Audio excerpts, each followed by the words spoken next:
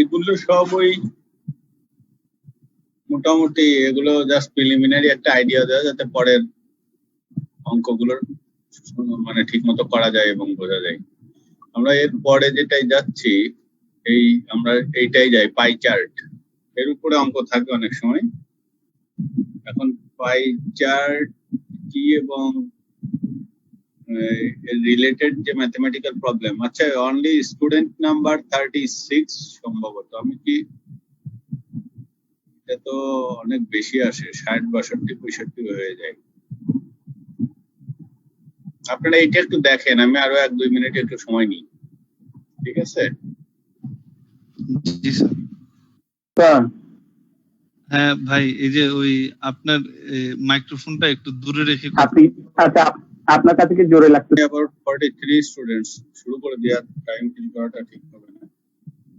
এখানে আমাদের আজকে যেটা শুরু সেটা হচ্ছে পাই চার্ট দিয়ে। আপনারা দেখতে পাচ্ছেন তো স্লাইড, তাই না? জি জি স্যার। আচ্ছা, এখানে এই যে ডান দিকে একটা সার্কেল আছে দেখেন, সার্কুলার এরিয়া। একটা সার্কেলের সেন্টার, পেরিমিটার আর পেরিফেরি, এই রাউন্ড যে শেপটা এটা, এর সেন্টারে মোট কত ডিগ্রি কোণ আছে বা অ্যাঙ্গেল, টোটাল অ্যাঙ্গেল কত, এটা সবার জানা আছে তো? টোটাল অ্যাঙ্গেল এখানে দেখেন 360 ডিগ্রি। তার মানে হচ্ছে যদি এখানে একটা হরাইজন্টাল এবং একটা ভার্টিক্যাল অ্যাক্সিস আঁকি তাহলে 4টে সমকোণ পাবো, রাইট? 4টা সমকোণ এবং 4 নং 36 360 ডিগ্রি। এখন এই পাই চার্টের সাহায্যে আমরা আমাদের এই মানে ডেটা বা ইনফরমেশনকে প্রেজেন্ট করতে পারি যে কে কতটুকু দখল করলে। এটা পার্সেন্টেজ ফর্মেও আমরা এটাকে করতে পারি, অথবা অ্যাঙ্গুলার ডিভিশনের মাধ্যমে আমরা এক্সপ্রেস করতে পারি প্রপোর্শন অনুযায়ী। এখানে আমরা একটু দেখি, a circle divided into portions that represent the relative frequencies or percentages of a population or a sample belonging to different categories is called a pie chart. Pie এইটা উচ্চারণ করলেই কিন্তু এইটা চোখের উপর ভাসে যে এইরকম একটা বিষয়। আমি মনে করি যে হয়তো কেউ একজনও নেই যে পাই চার্ট দেখেননি বা নাম শোনেননি। এই পাই চার্টের সাহায্যে আমরা কোন ধরনের প্রবলেম এখানে দেবে সেটা নিয়ে একটু আলোচনা করব। The whole pie represent the total sample or population. যেমন এই যে নিচেই যেটা আছে এইটা খুব সিম্পলিফাইড ফর্মে একটা করে দেওয়া আছে। আমরা এরপরে অন্য অঙ্কে গিয়ে দেখবো যে কিভাবে আসলে প্রবলেমটা দেওয়া থাকবে এবং আমাদেরকে কিভাবে প্রসিড করতে হবে। যে ফ্রিকোয়েন্সি টোটাল যেটা থাকবে সেই টোটালটাই হচ্ছে 360 ডিগ্রি। তাহলে পরে যে ইন্ডিভিজুয়াল ফ্রিকোয়েন্সি যেগুলো থাকবে ওইগুলো এক একটা কত ডিগ্রি সমান হবে সেইটাই। যেমন এখানে একটা রিলেটিভ ফ্রিকোয়েন্সি মানেই হচ্ছে টোটাল 1। এর ব্রেকডাউন গুলো এখানে দেওয়া আছে, যেমন এইটা 0.333, 0.467, 0.200। এখন 1 মানে হচ্ছে 360 ডিগ্রি, এই যে এখানে দেওয়া আছে। তাহলে এইটা সমান কত? দিয়ে গুণ করলে এই 3টে পাওয়া যাবে, আবার যোগ করলে দেখা যাচ্ছে নিচের এইটা হচ্ছে। এইভাবে মানে ওই যে 360 ডিগ্রি অ্যাঙ্গুলার মেজারমেন্ট যেটা, এটাকে ডিভাইড করে দেওয়ার টেকনিক হচ্ছে আপনাদের এখানকার পাই চার্ট রিলেটেড অঙ্কগুলো করার। আমরা এর পরের এক্সাম্পলটাই যাই। এইটা দেখেন, এইটা আপনাদের বইতে আছে এক্সাম্পল 5 সম্ভবত, ক্লাসিফিকেশন 5 খুব সম্ভবত। এখানে বলছে a company trades in 5 distinct geographical markets. In the last financial year its turnover was this. এখানে বলছে জিওগ্রাফিক্যাল মানে ভৌগোলিক যে সীমারেখা বা এরিয়ার ডেসক্রিপশনটা আছে সেটা বলছে ফার্স্ট ইউকে, তারপরে বলছে ইউ আউটসাইড ইউকে মানে ইউরোপিয়ান ইউনিয়ন কিন্তু ইউকে বাদে আর কি বাকি অংশ। তারপরে বলছে ইউরোপ আউটসাইড ইউ মানে পুরা ইউরোপ মহাদেশ কিন্তু এর থেকে ইউ বাদ, যেহেতু ইউ আলাদাভাবে দেওয়া আছে। নর্থ আমেরিকা, অস্ট্রেলেশিয়া, এই জায়গায় তাদের বছরের লেনদেন টার্নওভার হলো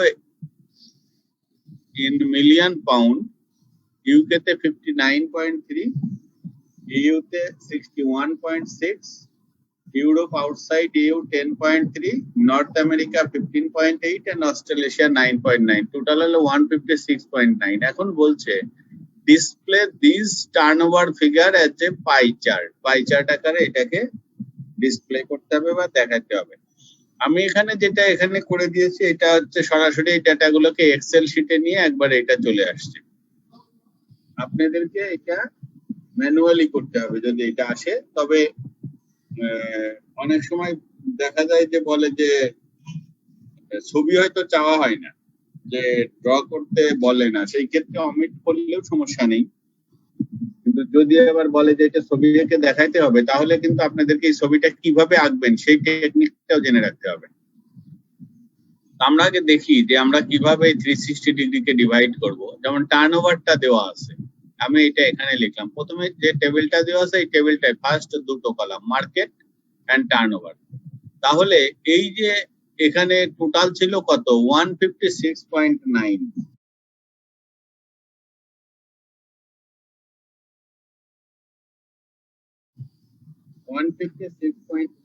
এইটা থেকে এই 156.9 কে 360 করতে হবে। তার মানে এটা কিন্তু অনেকে বুঝতে পারছেন যে এটা কিভাবে করব। এটা ওই যে ঐকিক নিয়মের মতো যে 156.9 ইকুইভ্যালেন্ট টু 360, তাহলে একে কত আর এই যে 59.3 তে কত, 61.6 এ কত, এইগুলো আলাদা আলাদা সব করলে এটা পাওয়া যাবে। মূলত আমরা যে টেকনিকটা অ্যাপ্লাই করি সেটা হলো যে 360 তে আমাকে যেতে হবে টোটাল। এখন আমার হাতে টোটাল আছে 156.9, তাহলে এইটার চেয়ে এটা কত গুণ বেশি সেটা বের করতে গেলে 360 ডিভাইডেড বাই 156.9 এই ফ্যাক্টরটা বের করব। এই ফ্যাক্টরটাই কিন্তু দেখেন এই যে প্রথম অংশটা ব্র্যাকেটের ভিতরে 360 কে 156.9 দিয়ে ভাগ করে যেটা হলো সেইটার সঙ্গে প্রত্যেকটা আমি গুণ দিলাম। এই যে এখানে গুণ দিলে আমার যে মানগুলো পাচ্ছি এটা আবার যোগ করলে দেখেন 360 হয়ে যাচ্ছে। বোঝা যায়? জি স্যার। কারো সমস্যা থাকলে কথা বলবেন, বুঝিয়ে দেবো আবার। তাহলে এইভাবে হচ্ছে যে তাহলে এই যে টোটাল যে সেন্টারে 360 ডিগ্রি আছে এর ভিতরে এখানে যেমন এই যে কালার করে আলাদা করে দেওয়া আছে। প্রথমটা হচ্ছে 136.1, এইটাই যে এই কালারের সাথে মিল আছে 136.1, এইটুকু, এইটা হচ্ছে ইউকে। তারপরে এই যে নিচে আমি কালারটা আলাদা ভাবে এটা দেওয়া আছে যে ইউকে কোনটা, ইউ কোন কালার, ইউরোপ কোন colour, North America and Australasia. তাহলে second one EU outside UK 141.5, এই যে এইটা এই হলুদ কালার। তারপরে ইউরোপ আউটসাইড ইউ এটা 23.8, এইটা কোনটা, এই যে পাশেরটা, এই যে এইটা দেখেন। এই যে আমি এখানে কিন্তু কার্সর নিলে ওইটা চলে আসছে, কারণ হচ্ছে যে এটা ল্যাপটপে সেই জন্য চলে আসছে। তারপরে হলুদ যেটা আছে এইটা কি আছে, turnover point north America 36.4 degree, ওই যেটা আছে ওখানে সেইটা। আর তারপরে এই যে নীল যেটা আছে এটা হচ্ছে অস্ট্রেলেশিয়া, এইটা 22.7 ডিগ্রি or 6%। দেখেন এইটাকে যদি আপনাকে আবার পার্সেন্টেজে করতে বলতো তাহলে 360 কে আবার টোটাল 100 হইতে হতো। সেক্ষেত্রে ওই একই নিয়মে 100, এবং 100 এর ক্ষেত্রে আমরা যেটা এখানে মূল যে ফিগার গুলো দেওয়া আছে এটা থেকে যাই কিভাবে, রিপিটেড ফিগার, মানে এইটাকে এইটা দিয়ে ভাগ দিয়ে 100 দিয়ে গুণ, আর যদি 100 দিয়ে গুণ না দিই তবু হবে এটা দশমিক আসবে, ডেসিমেলে আসবে, যোগফল হবে 1। আর যদি 100 আনতে চাই পার্সেন্টেজে তাহলে 100 দিয়ে গুণ দিতে হবে প্রত্যেকটা। এইটাই হচ্ছে আমার পাই চার্টের কনস্ট্রাকশনটা কিভাবে হবে সেই টেকনিকটা বোঝা গেল। তাহলে আপনার বইয়ের এরপরে আর একটা অঙ্ক একই টাইপের, এইটা দেখেন, এটাতে টেস্ট আন্ডারস্ট্যান্ডিং 5, এইটা কিভাবে করা হয়েছে সেটাও ওই একই পদ্ধতিতে করা আছে দেখেন। আচ্ছা, এই যে পাই চার্টটা এটা আঁকবেন কিভাবে, এটা কি জানা আছে সবার? না স্যার। এটা যদি ম্যানুয়ালি আমরা আঁকতে চাই তাহলে এটার জন্য কি লাগবে? পেন্সিল কম্পাস লাগবে, একটা স্কেল লাগবে, আর চাঁদাটা লাগবে, পেন্সিল লাগবে, চাঁদা। একটা ওই জিওমেট্রিক্যাল ইনস্ট্রুমেন্ট বক্সের ভিতরে এই চারটে জিনিস লাগবে। ফার্স্ট হচ্ছে আপনি একটা সার্কেল এরকম সেন্টারটা আপনি জানবেন যে এটা এখানে আছে। এই সেন্টার থেকে যে কোনো এই পেরিফেরি পর্যন্ত যে কোনো একটা ব্যাসার্ধ সমান একটা দাগ দিয়ে দেন, যে কোনো জায়গায়, এখানেও দিতে পারেন, ওখানে এখানে, তো সম্পূর্ণটা ব্যাসটা আঁকবেন না, ব্যাসার্ধ আঁকবেন। আঁকলে এখান থেকেই আমি আসলে এইভাবে যাত্রা শুরু করবো, করে এখানে শেষ করবো। ফার্স্ট হচ্ছে যে যেমন 95%, 95 ডিগ্রিজ, এই যে এইটা মনে করেন, তাহলে আমি যাত্রা শুরু করলাম এখান থেকে, এখানে এই দাগ বরাবর চাঁদাটা বসাবো, যার মিড পয়েন্ট হবে সেন্টারে। তাহলে ওই চাঁদা বরাবর গুনে যাবেন যে 95 কোন পর্যন্ত, সেখানে যে পেন্সিল দিয়ে একটা ফোঁটা দেবেন, ফোঁটা দিলে একটা পয়েন্ট পেলেন, তখন এই সেন্টার থেকে ওইটা যোগ করে দেবেন, তাহলে এটা 95 ডিগ্রি হয়ে গেল। বোঝা যাচ্ছে আমি যেটা বলছি?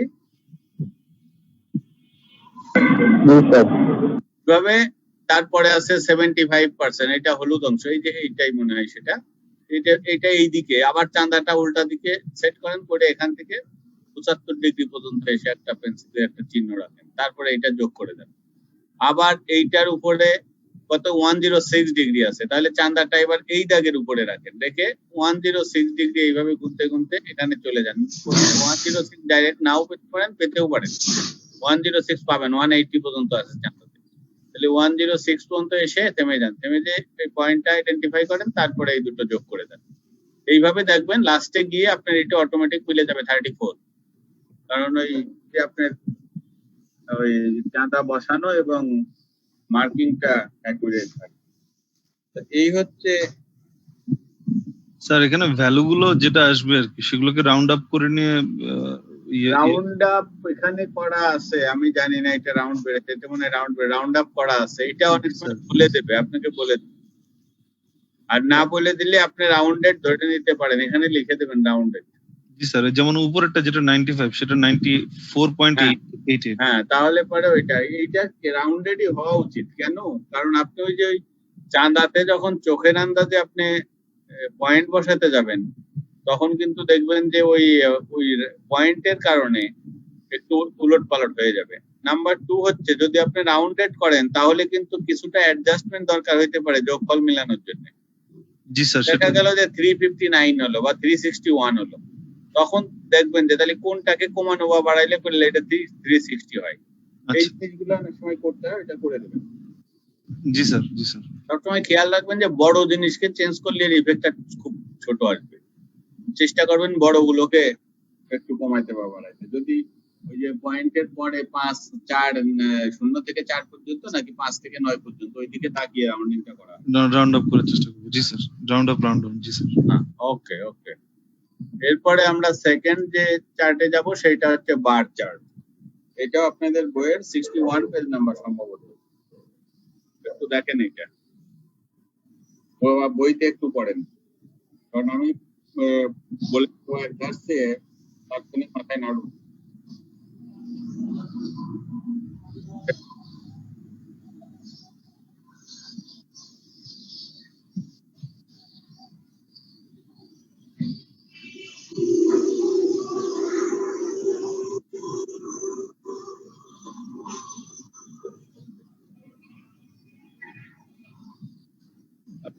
এই আমি যদি একটা এক্সেল শিট বের করি, দেখেন এখানে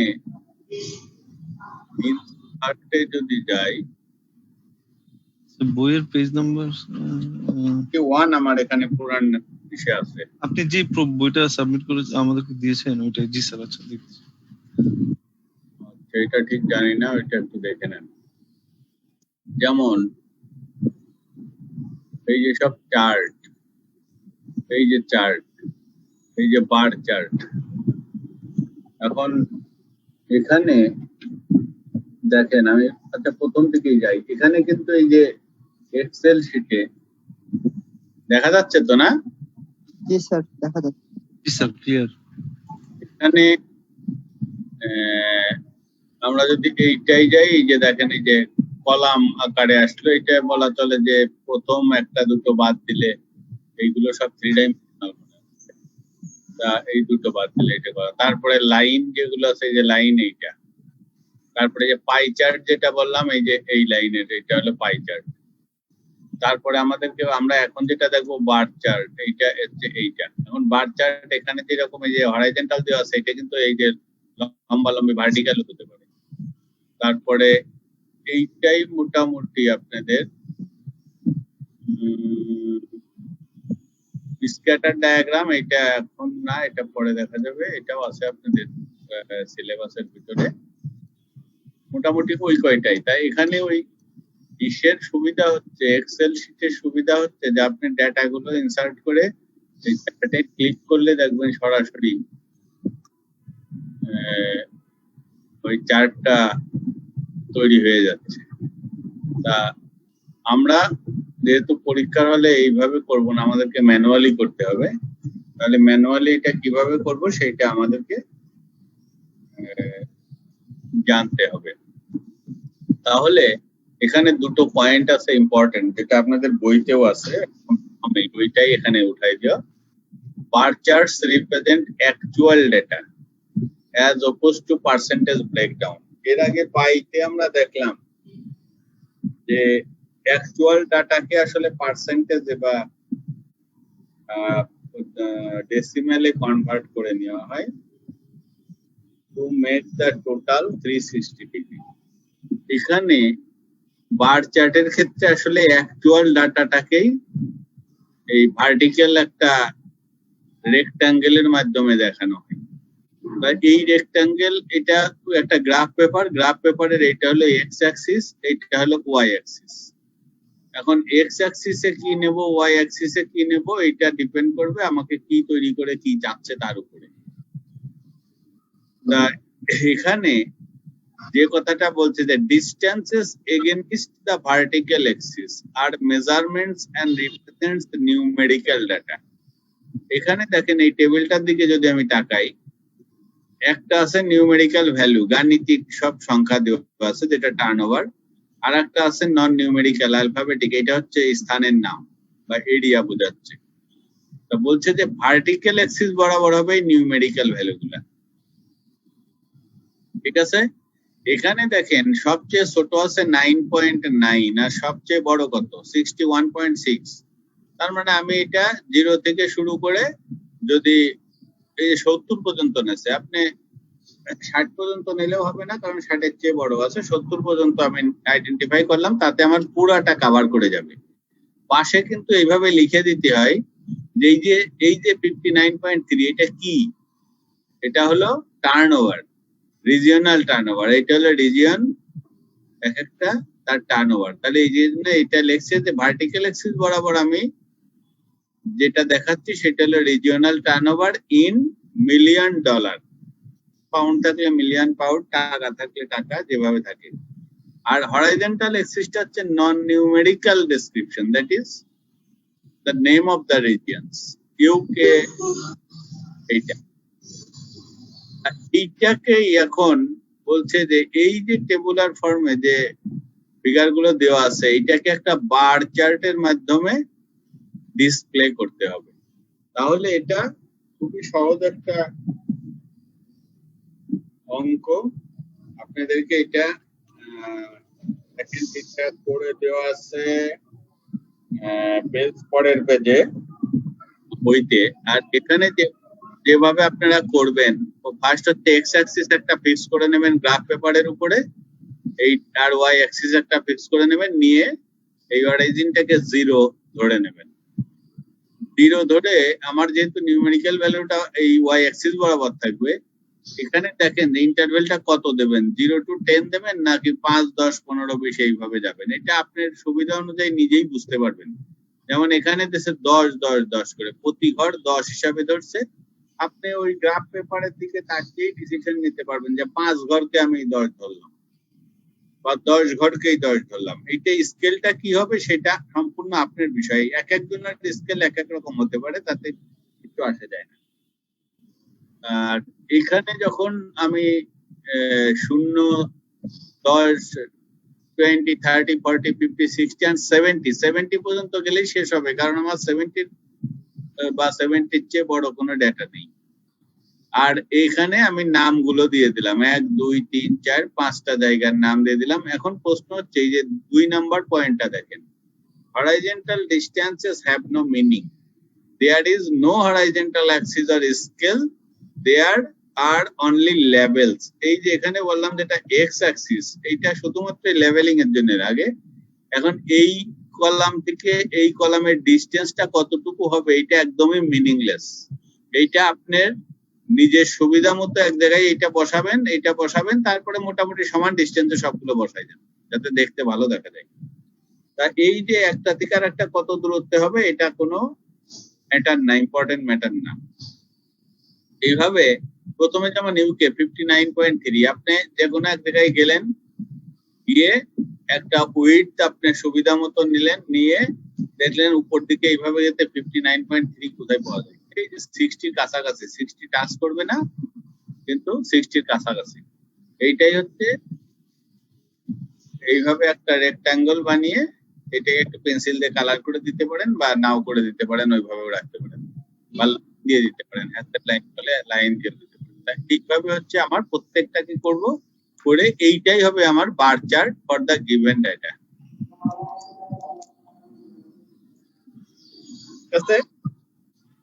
স্যার চিত্রটা তো বার চার্টে আঁকতে হবে নাকি হাতে আমি যদি মাপ মতো আঁকি হবে? হ্যাঁ, চিত্রটা কি হাতে আঁকলে হবে নাকি আমার? না হাতে মানে এটা করতে কি লাগবে, একটা স্কেল লাগবে আর পেন্সিল লাগবে, আর কিছু লাগবে না তো। আচ্ছা এগুলা কি চার্ট পেপার হয়? ওই গ্রাফ পেপার তো ইউজ করেছেন মনে হয়, ওই গ্রাফ পেপার আপনি ওই স্কেল ফেলে এই দাগগুলো দিয়ে দেবেন। আগে হচ্ছে যে মেজারমেন্টটা কোন জায়গায় পেন্সিল দিয়ে একটু পয়েন্টিং করে নেবেন যে এই পর্যন্ত আমি আসবো, তারপরে স্কেল বসায় দাগ দিবেন। যদি কোনো কারণে গ্রাফ পেপার না পাই হাতে আঁকলে পেপার আপনাকে সাপ্লাই দিবে। এটা সাদা কাগজেও করা যায়, আপনি দাগ দিয়ে সাদা কাগজে করবেন না, পারলে আমি বলবো আমার সাজেশন থাকবে গ্রাফ পেপারেই করবেন। জি স্যার, জি স্যার। তাহলে এই যে লাইনগুলো স্ট্রেট হবে, সাদা কাগজে সবসময় স্ট্রেট হয় না। আবার দেখেন যে এই যে এক্স অ্যাক্সিস ওয়াই অ্যাক্সিস যেটা বললাম এর মাঝখানের অ্যাঙ্গেলটা হচ্ছে 90 ডিগ্রি।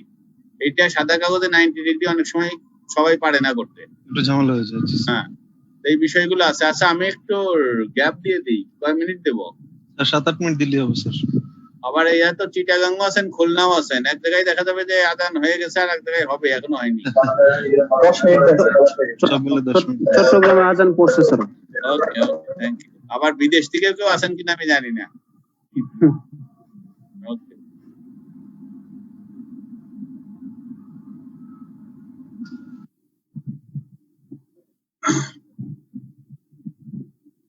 আমাকে কি শুনতে পাচ্ছেন?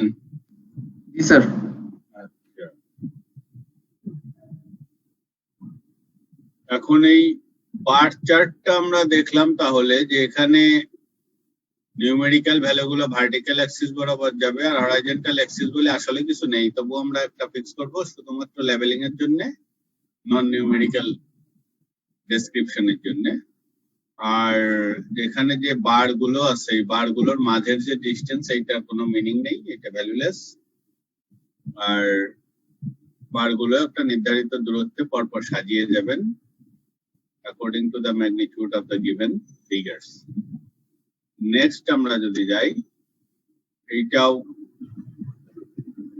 আর একটা, তবে হ্যাঁ এখানে আবার বার চার্টের বিষয়টাই আপনাদেরকে বলছি যে বার চার্টে কিন্তু আবার অনেক রকম আছে, যে সিম্পল বার ডায়াগ্রাম, তারপরে কম্পোনেন্ট বার diagram, multiple bar diagram, paired বার ডায়াগ্রাম, এরকম হতে পারে। এখন যেমন হচ্ছে যে এইটা একটা সিম্পল বার ডায়াগ্রাম।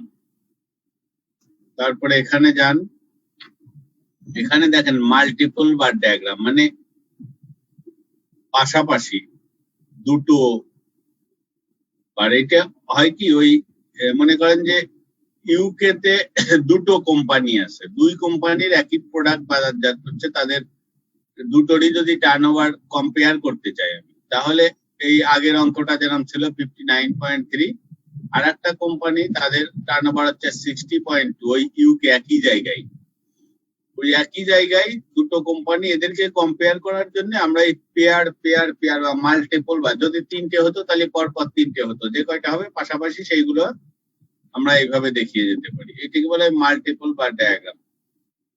আর কম্পাউন্ড বার ডায়াগ্রাম যেটা, সেটা হচ্ছে যে এই যে মাল্টিপল যেরকম হচ্ছে যে পাশাপাশি এই হরাইজন্টাল লাইনের উপরে দণ্ডায়মান, এখানে হচ্ছে যে একটাই বার, কিন্তু এইটাকেই সেকশন করা। যেমন এখানে আছে যে 59.3, তার সঙ্গে দাঁড়িয়ে আছে 60.2, এখানে 59.3, তার উপরে আছে 60. আরো যদি থাকতো সেটা এইরকম উপর চলে যেত, একটার উপরে আর একটা। তা এই যখন এই উপর নিচে থাকবে তখন এইটাকে বলা হচ্ছে কম্পাউন্ড বার ডায়াগ্রাম, যখন পাশাপাশি থাকবে তখন বলা হবে মাল্টিপল বার ডায়াগ্রাম, আর যখন জাস্ট একটা সিঙ্গেল থাকবে এটা হলো সিম্পল বার ডায়াগ্রাম। এরপরে সেই যে পাশাপাশি তিনটে দেওয়া আছে, simple, compound and multiple bar diagram. আমরা এর আগের অঙ্কটা একটু দেখি এটা কি বলছে। এটা রাইভাল কোম্পানি, এটা হচ্ছে আপনাদের ইলাস্ট্রেশন 7, পেজ নাম্বার 62 আমার এখানে যেটা আছে। A rival company to the one mentioned earlier, মানে আগের স্লাইডে যে কোম্পানির কথা বলা হলো এখানে, তার একটা প্রতিদ্বন্দ্বী company. Mentioned earlier trades in the same 5 geographical market, ওই একই জিওগ্রাফিক্যাল মার্কেটে সেও তার পণ্য সেল করে। তার টার্নওভার ছিল এরকম, টোটাল হচ্ছে 167.1, আর আগেরটা ছিল কত 159. কত জন দেখলাম ওইটা, যাই হোক যেটাই থাক, ওইটা আমার যোগফল এখানে খুব ইম্পর্টেন্ট না। এই যে আমার এখানে 5টা ফিগার, 5টা এরিয়ার 5টা ফিগার দেওয়া আছে।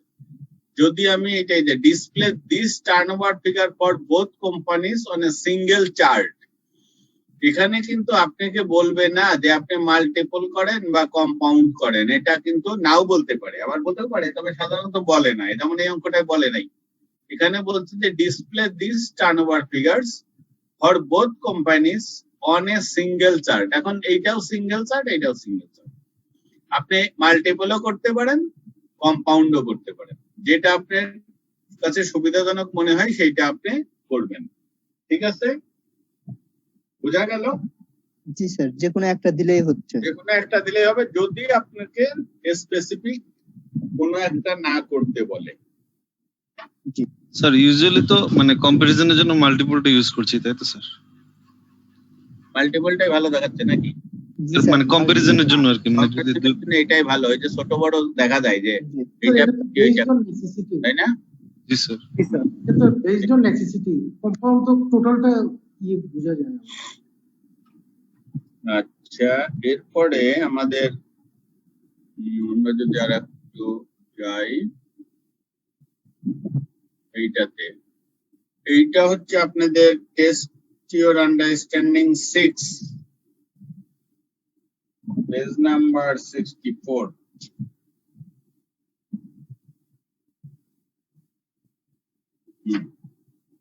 এখানে বলছে যে the following are percentage distribution of household income in two regions. ওই আগের অঙ্কের মতোই, ওখানে যেরকম একই রিজিয়নের দুটো কোম্পানি, আর এখানে ইনকাম রেঞ্জ সেম, মানে class same, region A and region B. বলছে যে display the data by the following bar chart. এই যে এখানে যেরকম বলে কি bar chart, region A by a simple bar chart, region A by a compound bar chart, আর both regions by multiple bar chart. অঙ্কটা কিন্তু বোঝার আছে, বিশেষ করে বি নাম্বারটা।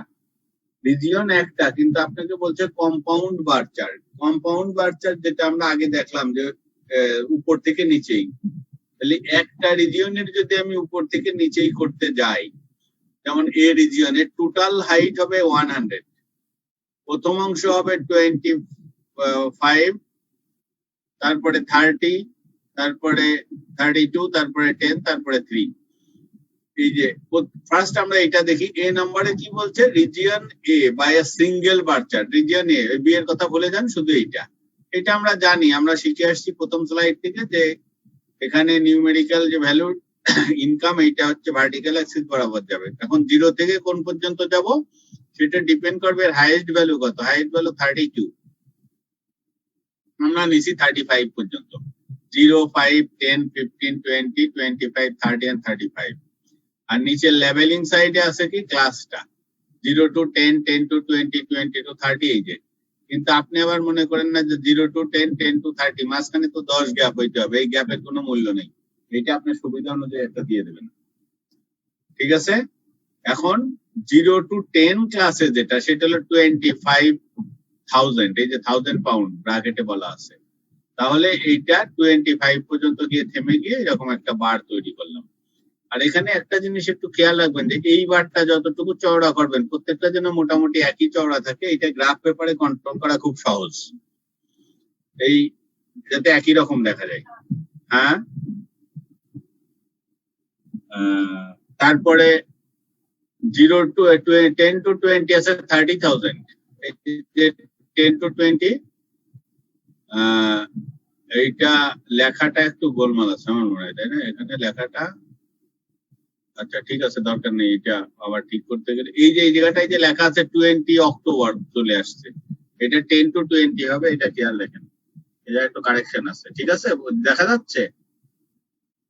জি স্যার দেখা যাচ্ছে। এখানে 10 to 20 হবে। হ্যাঁ, 10 to 20 তে এটা আছে হচ্ছে 30,000। তাহলে আবার 30,000 তো আমার গ্রাফ পেপারে আছে, ওই পর্যন্ত গিয়ে বারটা তৈরি করলাম। তারপরে একটা 32, 30 পার হয়ে আরো 2 ঘর, যার ফলে গ্রাফ পেপারের যে ছোট ছোট ঘর আছে ওর প্রতি ঘরকে একক ধরলে পরে আপনার এটা আঁকতে খুব সহজ হবে, খুব তাড়াতাড়ি হবে। এইভাবে আমরা 1 নাম্বারটা তৈরি করে ফেললাম, যে সিম্পল বার চার্ট। এবার বি নাম্বারটায় আসেন, region A by compound bar chart. Compound মানে উপর নিচে। তাহলে রিজিয়ন এ এই যে নিচে লিখলাম, এখানেও ওই 100 পর্যন্ত বা 120। এখানে আমি 100, এটা কিন্তু কিউমুলেটিভ, খেয়াল রাখেন এটা কিন্তু কিউমুলেটিভ। অর্থাৎ প্রথমে হচ্ছে যে এখানে 0 থেকে শুরু করব, 20, এখানে এইভাবে দিল 20, 40, 60, 80, 100, 120, টোটাল আছে আমার 100 পর্যন্ত থামলেও হয়ে যেত। তাহলে প্রথমে হচ্ছে যে আমার 0 to 10, এটা 25। এখান থেকে গিয়ে এই দেখেন 25 পর্যন্ত দিয়ে এটা শেষ হয়েছে। হ্যাঁ, 25। তারপরে ওর সাথে যোগ হবে হচ্ছে 30। তাহলে আপনি 25 থেকে 55 পর্যন্ত যাবেন।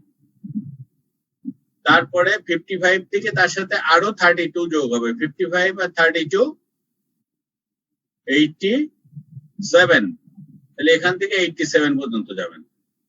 87 এর সঙ্গে আবার 10 যোগ করবেন, 97। তাহলে 87 থেকে এই হলুদ অংশ হচ্ছে 10, 60, 97। তার সাথে 3 যোগ করলে 100, এই যে সামান্য একটু আছে 3। তা এইভাবে আপনি কম্পাউন্ড বার চার্ট আঁকবেন। কম্পাউন্ড বার চার্ট এটাকে আপনি গ্রাফ পেপারে যদি আবার এই প্রতি ঘর 1 ধরেন তাহলে 100 ঘর চলে আসবে, মানে 10 অনেক লম্বা হয়ে যাবে। লম্বা হয়ে যাবে। তাহলে আপনি প্রতি 2 ঘর 1 ধরেন, তাহলে অর্ধেক সাইজ চলে আসলো। এইটা কতটুকু ধরবেন সেটা আপনি আপনার ওই যে ডেটা দেওয়া থাকবে সেই দিকে তাকিয়ে ডিসিশনটা নেবেন, যে আপনি 2 ঘর সমান 1 ধরবেন নাকি 1 ঘর সমান 2 ধরবেন নাকি 1 ঘর সমান 1 ধরবেন, সেটা ধরবেন। এখানে হচ্ছে যে 1000 ধরা আছে। এখানে ঘর যেহেতু আমি বুঝতেছি না, কারণ এটা গ্রাফ পেপার আমাকে দেয়নি, এটা জাস্ট এটা আমি এক্সেল থেকে সরাসরি পেয়ে গেছি। স্যার এই বর্ণনাগুলো কি লিখে দেওয়া লাগবে? যে আমি না, বর্ণনাগুলো লেখা লাগবে না, তবে কতগুলো জিনিস দিতে হবে, যেমন এই লেখাগুলো দিতে হবে। রিজিয়ন এ, এই যে ঘর হলো 5টা, 5 ধরনের লাইন দিয়ে এইটাকে পৃথক করার একটা ব্যবস্থা করবেন। একদম সাদা রাখবেন না সবগুলা। যেমন প্রথমটা আপনি মনে করেন পেন্সিল দিয়ে হালকা ভাবে দিয়ে একটু অন্ধকার করে দিলেন। দ্বিতীয়টা এরকম আড়াআড়ি চিকন চিকন দাগ দিয়ে এটাকে আলাদা করলেন। তৃতীয়টা হরাইজন্টাল চিকন চিকন দাগ দিয়ে আলাদা করলেন। তারপরে একটা ফোটা ফোটা ডট ডট দিয়ে আলাদা করলেন। এইরকম এক একটা ঘরকে এক একটা মানে চেহারা দেওয়ার চেষ্টা করবেন, যাতে এখানে যেরকম কালার দিয়ে করছে আপনি তো ওখানে কালার দিতে পারবেন না, আপনি এইভাবে করবেন। তাহলেই বোঝা যাবে যে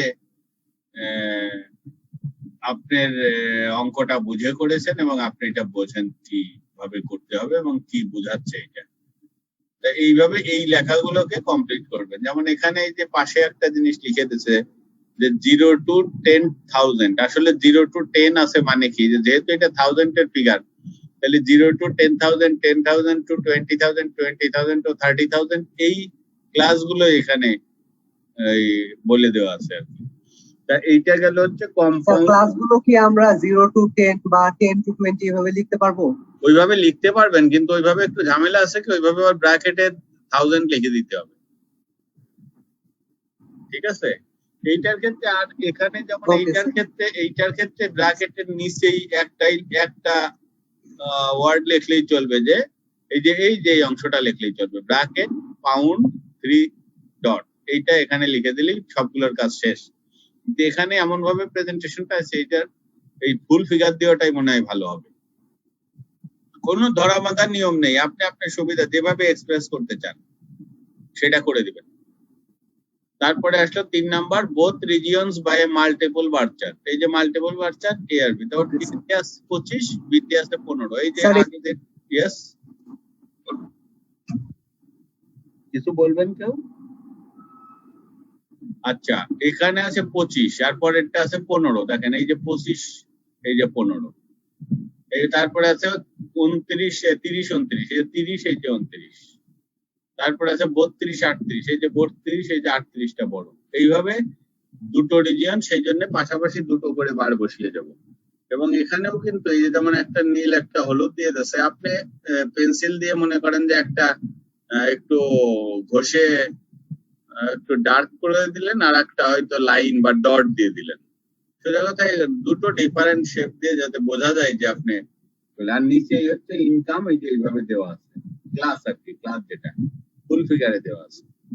আর এখানে রিজিয়ন গুলো যেভাবে বলা আছে এইভাবে আপনি না লিখলেও চলবে, তবে যদি এইভাবে কালার তো করতে পারবেন না আপনি তখন এই যে এটা করা যায় যেমন আমি বললাম যে এখানে যে অন্ধকার করে দেবেন পেন্সিল ঘষে এখানে আপনি এখানে ওই ঘরটা অন্ধকার করে দিলাম। একেবারে এ আবার একটা হচ্ছে দাগ দিয়ে ডট দিয়ে আর দেবেন আর একটা একটা বক্সের ভিতর ডট ডট দিয়ে দেবেন রিজিয়ন বি এইভাবে করতে পারেন অথবা প্রত্যেকটার উপরে এ আর বি লিখে দিতে পারেন, এর উপরে লিখলেন এ এর উপরে বি এর উপরে এ এর উপরে বি এইভাবে লিখে দিতে পারেন তাতেও হবে।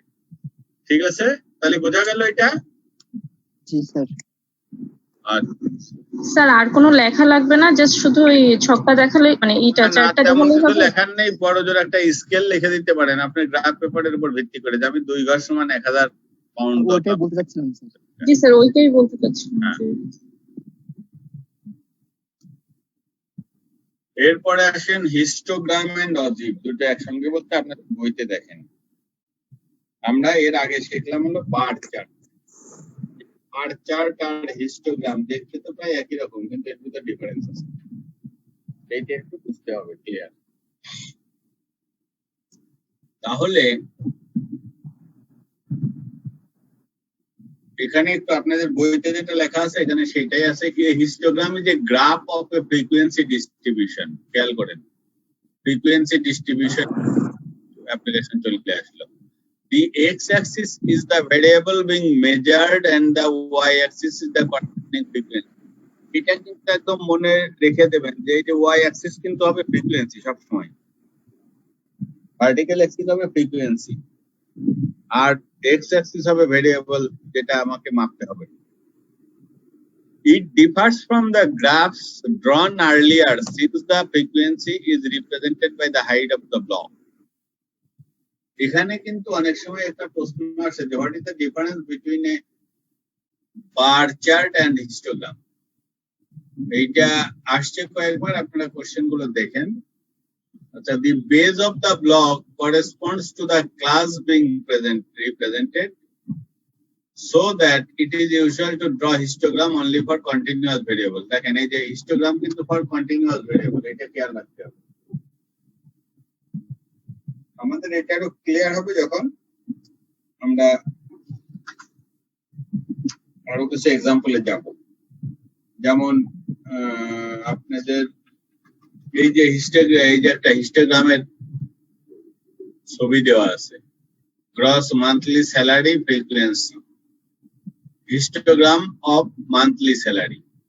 এই জায়গায় যে $800, 900, 1000 এইভাবে ডলার চলল, তাহলে মান্থলি স্যালারি কিন্তু দেখেন সে 800 থেকে শুরু হলো, এটা শেষ হচ্ছে কোথায় এই যে এখানে একটু একটু দেখা যাচ্ছে 1500তেও সামান্য একটু দেখা যাচ্ছে।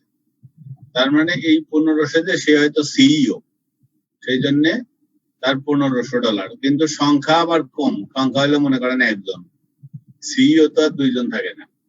আবার তার নিচের পোস্টে হয়তো দেখা যাচ্ছে যে একজন বা দুইজন আছে, তার হচ্ছে $1400, তার নিচে আছে $1300, মনে হচ্ছে আর একটু হাইট বেশি, এই হয়তো জন 2-3 থাকতে পারে। এইভাবে এই যে লোক সংখ্যা বিভিন্ন স্কেলে লোক সংখ্যা পিরামিডের আকার ধারণ করে, সবচেয়ে বেশি আছে এই যে এই লেভেলে, তারপরে আবার একদম নিচের লেভেলে লোক কিন্তু কম, মিড লেভেলেই বেশি। এইভাবে আর কি যে হিস্টোগ্রাম আমাদের ফ্রিকোয়েন্সি ভার্সাস ভেরিয়েবল। একটা প্রশ্ন করা যাবে স্যার? প্রশ্ন করা যাবে স্যার?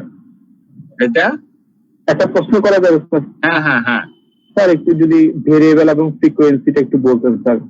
ফ্রিকোয়েন্সি আপনারা অলরেডি জানেন, ফ্রিকোয়েন্সি হচ্ছে যে ভেরিয়েবল হচ্ছে যে বেতন, মনে করেন যে এই এক্সাম্পলটাই দিই, স্যালারি এক একজনের এক এক রকম, তাই না?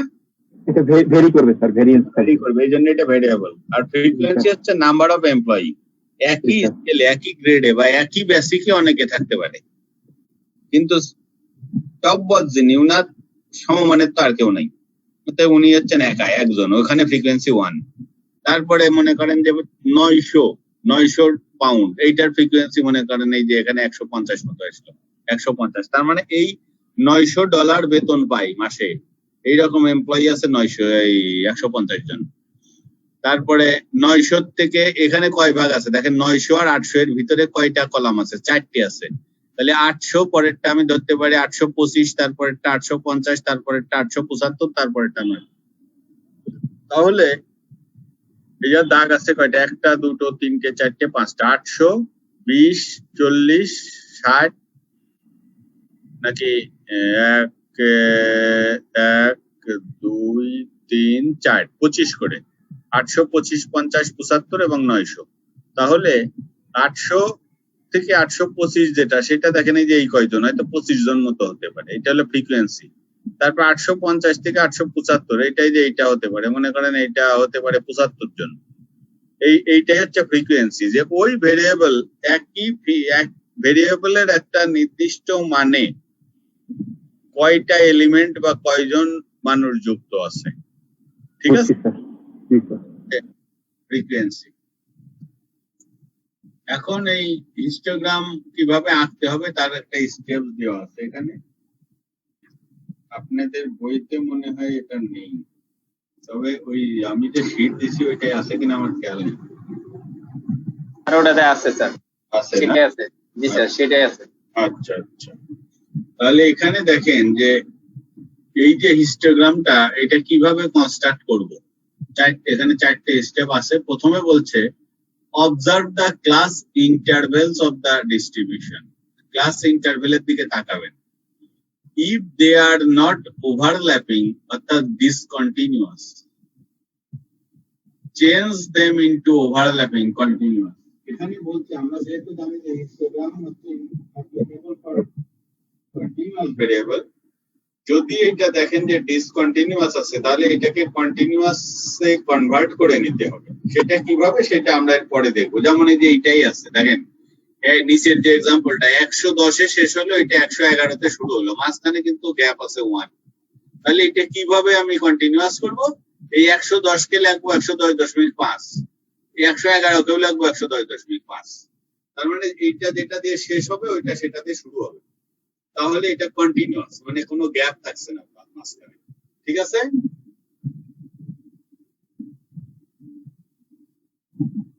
বোঝা যাচ্ছে?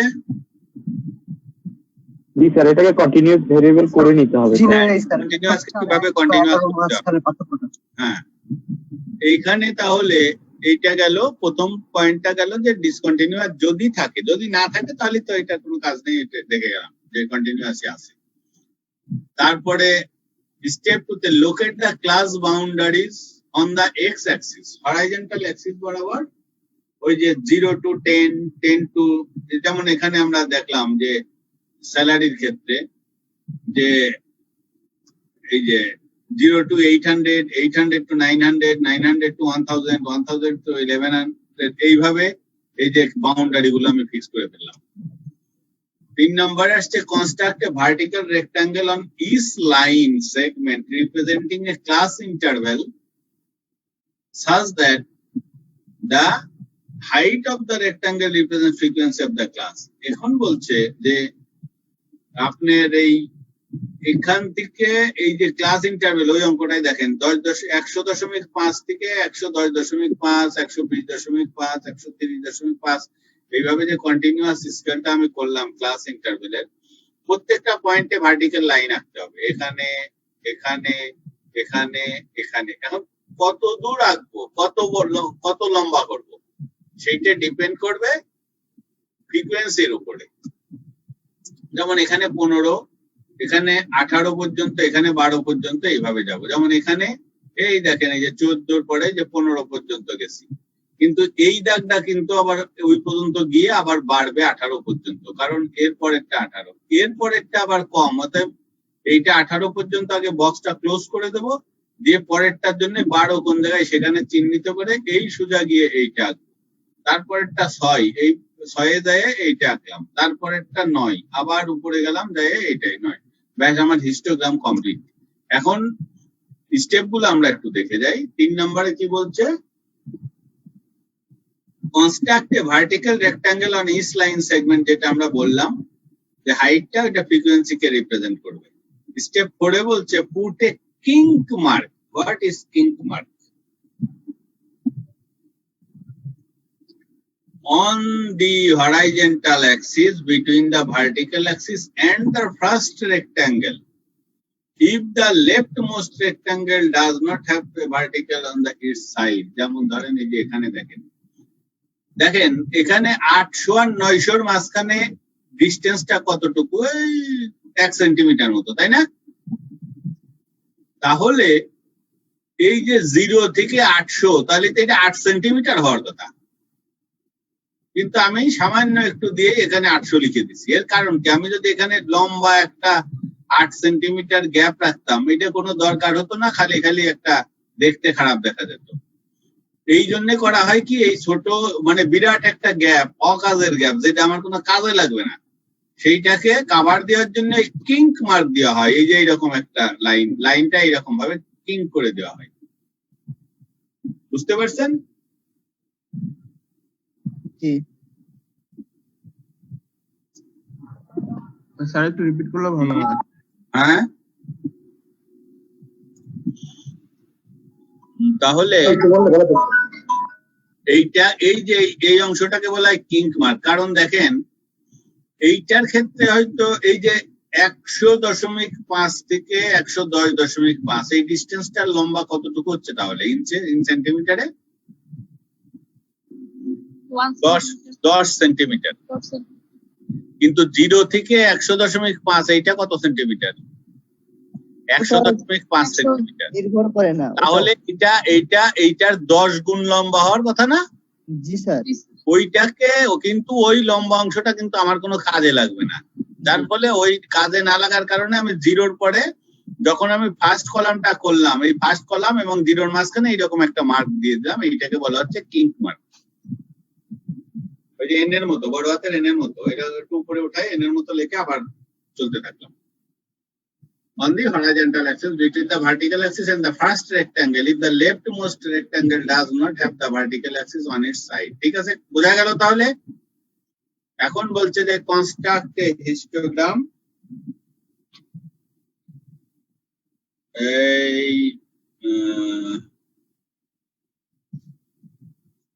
এইটা প্রত্যেকে নেওয়া হয়েছে জানি না, আছে নাকি বইতে? আছে এটা, আমার তো নজরে পড়ে না। আচ্ছা যাই হোক, থাকুক আর না থাকুক বিষয় না। একটা এক্সাম্পল দেশে আপনাদেরকে, যে হাইট দেওয়া আছে, নাম্বার অফ চিলড্রেন দেওয়া আছে, যে 101 সেন্টিমিটার থেকে 110 সেন্টিমিটার হাইট, এরকম 15টা বাচ্চা আছে। 111 থেকে 120 পর্যন্ত 18টা বাচ্চা আছে। এখন অনেক বাচ্চা তো আছে যেটা 110.5, এইটাও আছে। কিন্তু এখানে দেশে আপনাদেরকে ওই জিনিসটা বোঝানোর জন্য যে এটা একটা কন্টিনিউয়াস একটা ইন্টারভেল দিয়ে দিচ্ছে, আপনি যাতে এটা কিভাবে কন্টিনিউয়াস করতে হয় সেটা আপনি বুঝতে পারেন, তখন এটা এইভাবে করলো কন্টিনিউয়াস। এটা একটু দেখেন, যে প্রথমটা ছিল 100 থেকে 111, 100 থেকে 111 ছিল এটা। এইটাকে করে দিল 100টাকে করে দিল 100.5, 111কে করে দিল 110.5। তাহলে এর মাঝখানে গ্যাপ কত?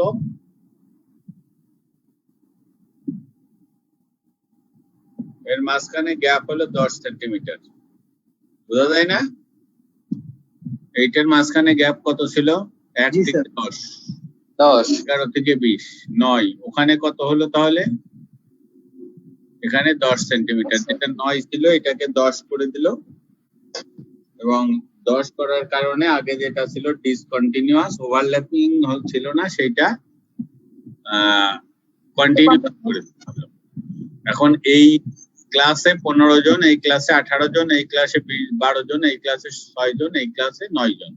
তাহলে ক্লাসগুলোকে আমি এক্স অ্যাক্সিস বরাবর পর পর সাজিয়ে দিলাম, আর এখানে ফ্রিকোয়েন্সি এটা করলাম। এখানে দেখেন যে জিনিসটা খেয়াল করার বিষয়, সেটা হচ্ছে বারের ক্ষেত্রে দুটো কলামের মাঝখানে গ্যাপ ছিল, যে গ্যাপ কিন্তু মিনিংলেস। এখানে কিন্তু একটার সাথে আর একটা লেগে থাকতে হবে। বুঝতে পারছেন? এখানে জি স্যার। একটার সাথে আর একটা লেগে থাকতে হবে। আর এইটাই হচ্ছে মেন ইস্যু। আর একটা আছে, সেটা আমরা পরে দেখব। এখানে যেরকম প্রত্যেকটা ক্লাস ইন্টারভেল সমান, বিয়োগফল সমান 10 করে, অনেক সময় আনইকুয়াল ক্লাস যদি থাকে, ক্লাস ইন্টারভেল থাকে, তখন একটু বাড়তি কাজ আছে। তখন ওই এরিয়াটাকে সেম রাখার জন্য আনইকুয়াল বলতে স্যার? আনইকুয়াল মানে মনে করেন যে এখানে দিয়ে দিল 100 থেকে 120, তারপরে দিলে 120 থেকে 150, তাহলে এখানে কত হলো? 100 থেকে 120, ওকে 20, আর এখানে হলো 30। এই যে এই ধরনের যদি হয়, বুঝতে পারছি। তাহলে ওই একটু বাড়তি কাজ আছে, সেটা আমরা পরে দেখব। এখানে আসেন ওই যে অঙ্ক, আমরা এরপরে আসেন যে স্যার এই যে এই ম্যাথটায় এটার তখন হিস্টোগ্রাম কেমন হবে? এখানে কিন্তু 15 থেকে আন্ডার 17, 17 থেকে আন্ডার 19, মানে এই আন্ডার আর মনে রাখবেন না, এখন দেবেন 15 to 17, 17 to 19, 19 to 20। যদি আমাকে এরকম একটা ম্যাথ দিয়ে বলে, তখন তো আমার ফ্রিকোয়েন্সিটাও চেঞ্জ হয়ে যাবে। যখন 15 থেকে 17 দিব, তখন 17 যেটা থাকবে সেটা তো ওই ঘরেও যাবে, আবার পরে যখন দিব 17 থেকে 19, তখন তো ফ্রিকোয়েন্সিটা দুই ঘরে দিতে হচ্ছে আমাকে। না, এখানে আসলে একটা কাজ এই জায়গায় করতে পারেন আপনি, যে 15.5 থেকে 17.5 বা 16.5 এ যেতে পারেন। আচ্ছা 14.5 স্যার। হ্যাঁ, এইভাবে গিয়ে ওই স্যার আমি বলতে চাচ্ছি যে এটা সাধারণত নিচের দিকে ধরা হয়। ও আচ্ছা। আপনি মনে করেন যে যদি এরকম থাকে, আমাদের দেশীয় বইগুলো একটু দেখবেন, ওখানে এটার ব্যাখ্যা দেওয়া আছে, ওকে স্যার। যে যেটা দিয়ে শেষ হচ্ছে সেটা দিয়েই শুরু হচ্ছে। তাহলে যদি ওই সংখ্যাটাই 17 যদি আসে, তাহলে কোনটাই ধরবো, ওইটাই না এইটাই, সেই ব্যাখ্যাটা ওখানে দেওয়া আছে। ঠিক আছে? জি যে স্যার। কোনো একটা বই দেখে নিন, ক্লিয়ার হয়ে যাবে। এটা একটা ভালো কোশ্চেন, সবাই বিষয়টা খেয়াল করেন। এটা প্রত্যেকেই পারলে একটু দেখে নিন, যে ওই যে যদি ওইটা থাকে তাহলে আমি কি করব। তা এইভাবে ফ্রিকোয়েন্সিটা বের করে এখন হচ্ছে যে আপনি ওই আগের পৃষ্ঠার মতো আপনি হিস্টোগ্রাম আঁকতে পারবেন। নিচেই দেবেন 15 থেকে 17, তারপরে 19, তারপরে 21, তারপরে 23, এইভাবে যাবে। আর উপরে একটা করে কলাম দাঁড়ায় যাবে। হাইট হবে 3, 5, 10, 7, 4, 1। এই 3 এর মাঝখানে বড় হয়ে আবার শেষের দিকে যে হাইট কমতে থাকবে। তো এইটা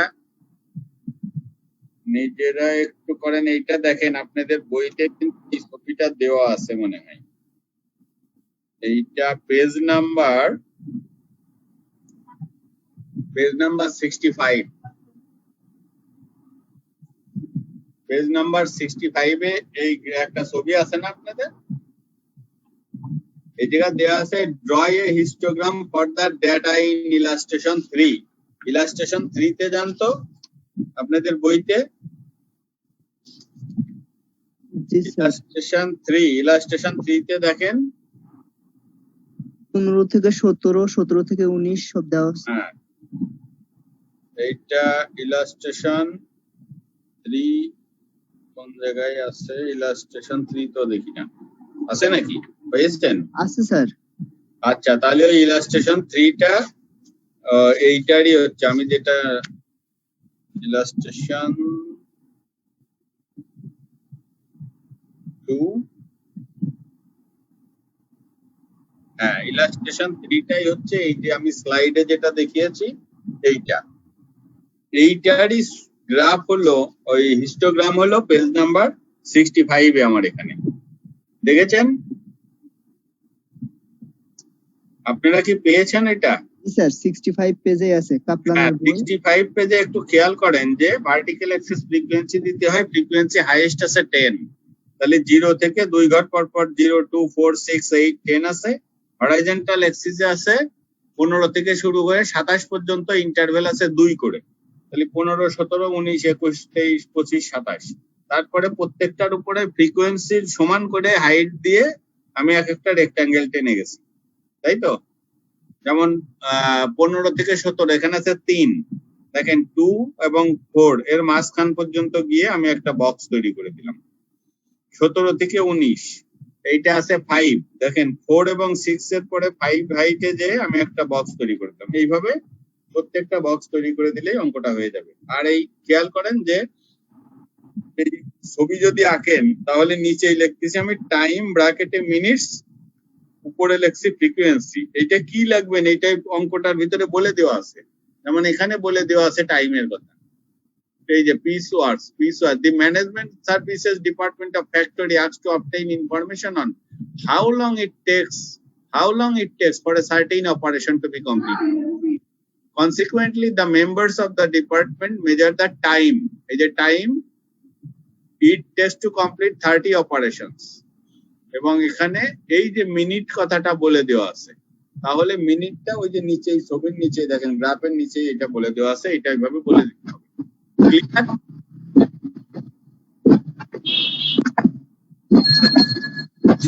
আশা করি এটা বুঝতে পেরেছেন। আমরা এখন যেটা যাব মিউট করে দেন। সেটা হচ্ছে অজীব। আমরা এরপর যেটা যাব সেটা হচ্ছে অজীব।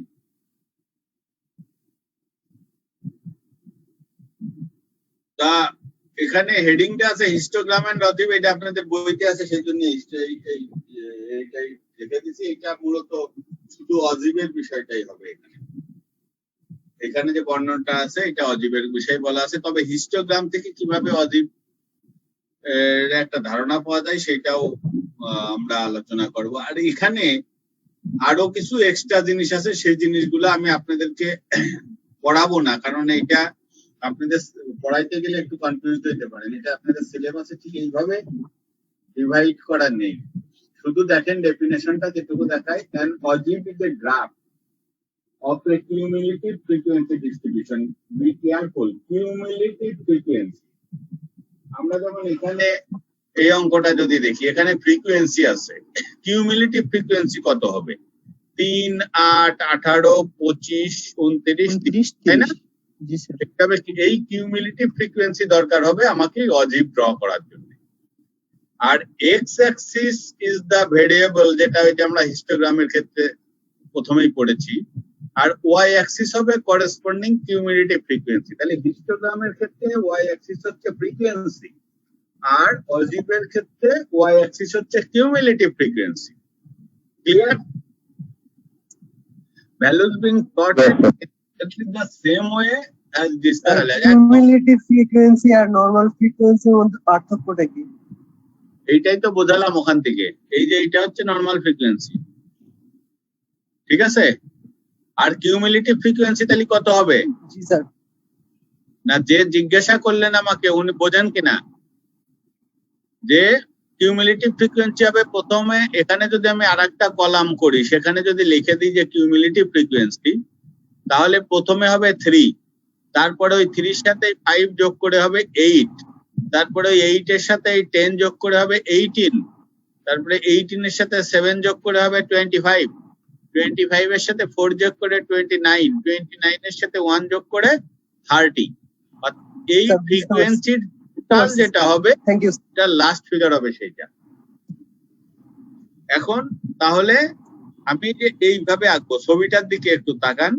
এই ছবিটা মনে হয় আপনাদের ঠিক এইভাবে দেওয়া নেই, আমি অন্য জায়গা থেকে নিয়ে এসে এখানে পেস্ট করছি আপনাদের বোঝানোর জন্য। যে এই যে এখানে আছে কিউমুলেটিভ ফ্রিকোয়েন্সি, এখানে আছে কি এই লেস দ্যান টেস দ্যান, এটা আপনাদের দরকার নাই। মার্কস, তার মানে 20 মার্কস, 40, 60, 80, 80-র উপরে এই মার্কস গুলা কতজন করে পেয়েছে। যেমন 40, আমি যদি 40-এ যাই, এই যে এখানে যাই বাঁ দিকে গেলাম, এখানে 40 পর্যন্ত মার্ক পেয়েছে 40 জন। আবার 60-এ যদি যান উপরে, এটা কত, এটা ধরেন যে 85 মতো, তাহলে 85 জন পর্যন্ত, মানে 60 মার্কস পর্যন্ত পেয়েছে 85 জন।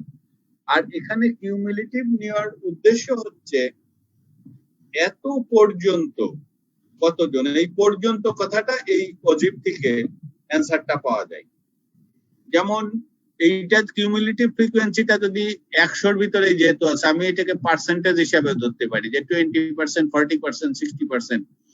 তাহলে 80% পর্যন্ত মার্কস পাইছে কতজন, 80% পর্যন্ত আমি উপরে যাব, এখান থেকে বাঁয়ে যাব, 80%ই হাইয়েস্ট। এর ভিতরে সবাই 80% পর্যন্ত পাইছে, এর উপরে কেউ পায় নাই। এইভাবে আমি বলে দিতে পারি যে এতজন, এত সর্বোচ্চ এতজন পর্যন্ত এত মার্কস পেয়েছে। এইভাবে আর কি এখান থেকে আমার কোয়েরি গুলোর অ্যান্সার আমি পেতে পারি। এখানে আর কিছু আলাপ করব না, এইটাও কন্টিনিউয়াস ভেরিয়েবলে একটা বিষয়, এই জায়গায় যান আপনি। এইটাও আমার মনে হয় দরকার নেই আপনাদের, এখানে যান।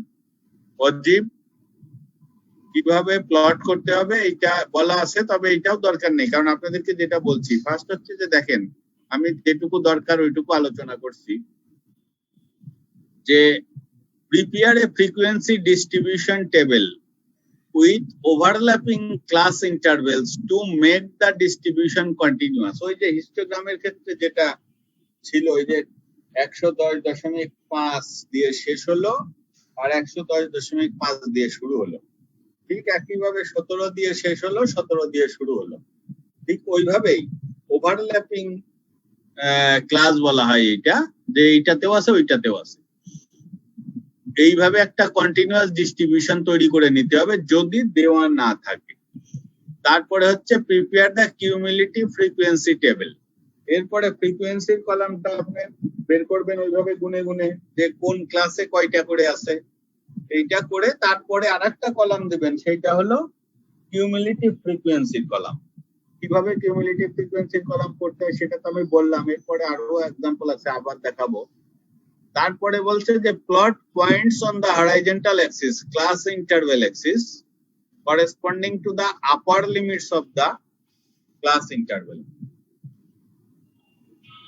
আচ্ছা, এটা আমি পরে পিকচারে গিয়ে বোঝাচ্ছি আপার লিমিট এটা। তারপরে draw perpendicular to the horizontal axis at the point representing upper limits of the class interval। এগুলো দরকার নেই, আমি সোজাসুজি এখানে চলে যাই। দেখেন এই যে এইটা একটা অজীব, এবং এখান থেকে খুব ভালো কিছু, আচ্ছা না এই অঙ্ক আছে একটা, এইটাই দেখি, এইটা দেখেন, এই অঙ্কটা আপনাদের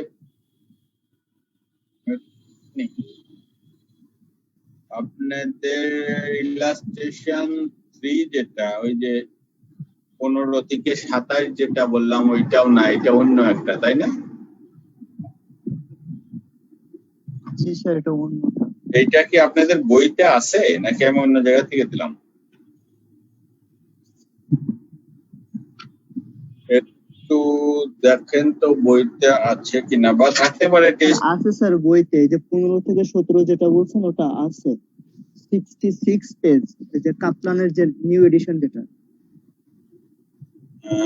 কিন্তু এইটা আপনাদের না 15 থেকে 17 27 ওইটা না, এইটা অন্য একটা মনে হচ্ছে। আচ্ছা দেখেন এখানে লেস দেন বা মোর দ্যান এগুলোর দিকে আপনাদের খেয়াল করার দরকার নাই, সোজা পড়ে যান। Draw an ogive for the following distribution, class interval এইটা, frequency এটা। class interval কি আছে?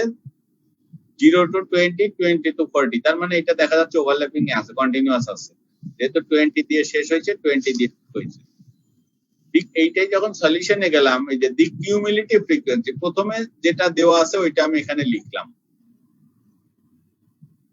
এই জায়গাটায় একটু গোলমাল আছে, এখানে হবে 100, এখানে 1000 দেওয়া আছে। ঠিক আছে, আমার মনে হয় এখানে 100ই হবে, এটা 100 লিখে দিলাম। আপনাদের ওখানে যদি শীটে দেওয়া থাকে এটা একটু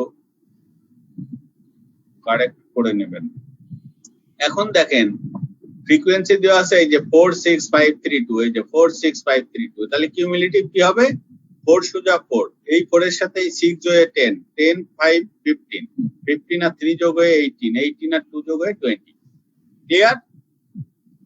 এখন বলা হচ্ছে যে আপনি এই যে পয়েন্ট গুলো এখন পাবেন, এখানে হচ্ছে 20 আছে আপার লিমিট, আর এখানে কিউমুলেটিভ ফ্রিকোয়েন্সি 4, এখানে 40 আছে আপার লিমিট, কিউমুলেটিভ ফ্রিকোয়েন্সি 10, এখানে 60 15, 80 18, 120, এইগুলোকে আমি পয়েন্ট হিসাবে ধরলাম। এই পয়েন্ট হিসাবে ধরে এই আমি এইটাকে গ্রাফ পেপারে এখন প্লট করলাম, তাহলে এই জিনিসগুলো আসছে। এই যে 24 হচ্ছে এই পয়েন্টটা, 40 10 এই পয়েন্টটা, এই যে আমি পয়েন্টগুলো প্লট করলাম, এইটা সবাই বুঝবেন কিনা। এখানে একটা সুবিধা আছে, আপনাদের যে গ্রাফ পেপার দেবে এখানেও কিন্তু আমি একটা গ্রাফ পেপারের মতো ইউজ করেছি। দেখেন তো এটা বোঝা যায় কিনা। ফার্স্ট হচ্ছে যে এইদিকে কিউমুলেটিভ ফ্রিকোয়েন্সি হাইয়েস্ট আছে কত? হাইয়েস্ট আছে 20, তাই না? এই যে 20, তাহলে আপনি কিউমুলেটিভ ফ্রিকোয়েন্সি 0 থেকে এই যে 22 পর্যন্ত নিয়ে নিছি, 20 পর্যন্ত নিলেও হবে, একটু বাড়িয়ে নিছি যাতে কিছু মার্জিন থাকে। আর হরাইজন্টাল ক্লাস ইন্টারভেল, এটা আছে 0 থেকে 20 40 60 80 100 120 পর্যন্ত নিতে, আরো 20 বেশি আছে, এটা সমস্যা নেই। এখন আপনার প্রথম পয়েন্টটা হলো হায়ার লিমিট হচ্ছে 20 আর ফ্রিকোয়েন্সি 4, তাহলে এই যে 20 সোজাসুজি 4 ঘর, এই যে 4, এই পয়েন্টটা পেলেন। 40 সোজাসুজি আসতে হচ্ছে 10, এই যে 40 সোজাসুজি, এই যে 10 সোজাসুজি, এখানে পয়েন্টটা পেলেন।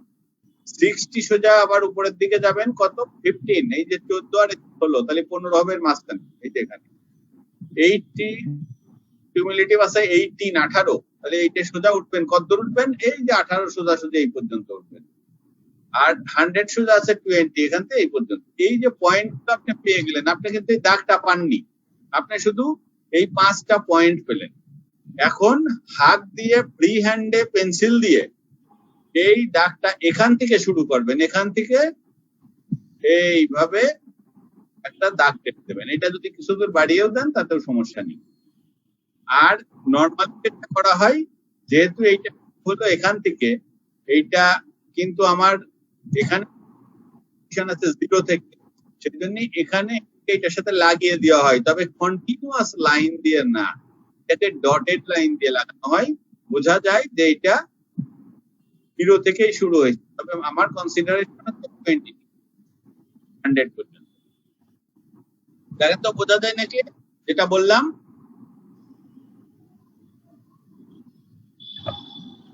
যেটুকু বুঝালাম এটা কি বোঝা গেল?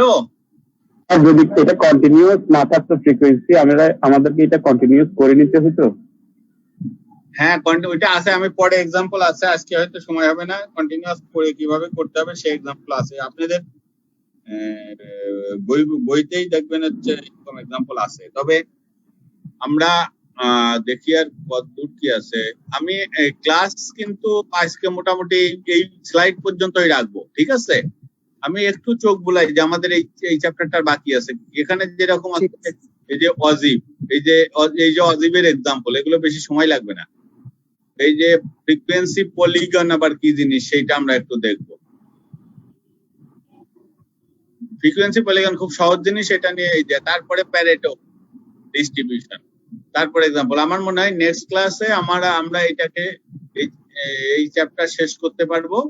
তারপরে আমরা যাব 2 তে, ওই যে কি বলে ওইটা চ্যাপ্টারের নাম, সামারাইজিং এন্ড অ্যানালাইজিং ডাটা। হ্যাঁ, অ্যানালাইজিং ডাটা, এটা 2 তে আমরা চলে যাব। এখানে আমরা এই আজকে থাকলাম আমরা এই পর্যন্ত, আগামী দিন আমরা 30 নাম্বার স্লাইড থেকে যাবো, ঠিক আছে? তাহলে আমি আজকে এখানে সমস্যা নেই তো কারোর? না স্যার। আচ্ছা, যার সমস্যা থাকলে এগুলো বাসায় বসে নোট